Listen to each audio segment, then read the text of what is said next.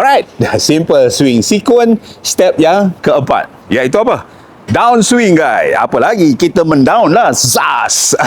Down swing.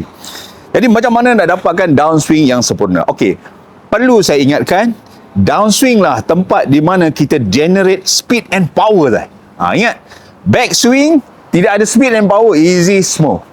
But down swing kita generate speed and power. Itu yang mencabar. Sebab apabila kita nak menghasilkan speed, selalunya kita tak akan dapat hit bola dengan sempurna. Betul? Jadi badan akan jadi tak stabil.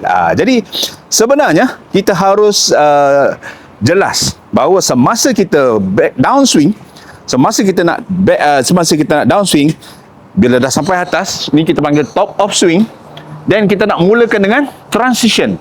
So the moment kita nak mulakan downswing, kita mesti shift kita punya weight ke kaki kiri, ke kaki sedikit, maybe dalam 10% or 20%.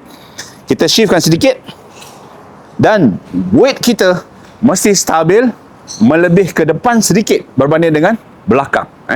Bila kita nak shifting, kita nak transit, so shiftkan kita punya weight.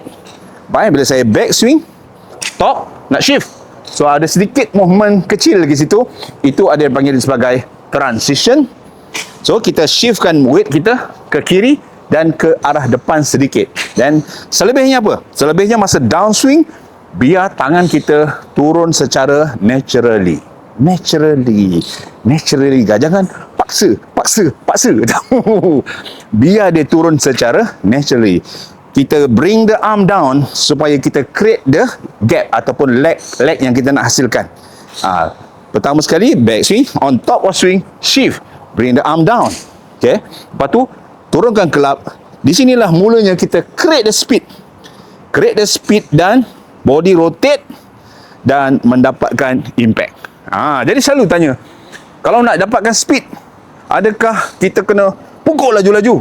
Sebenarnya speed itu terhasil dengan tangan kita, dengan arm kita dan juga wrist kita, dengan club head kita. So speed kita hasilkan daripada bila kita arm sudah ready turun naturally, badan turn dan create the speed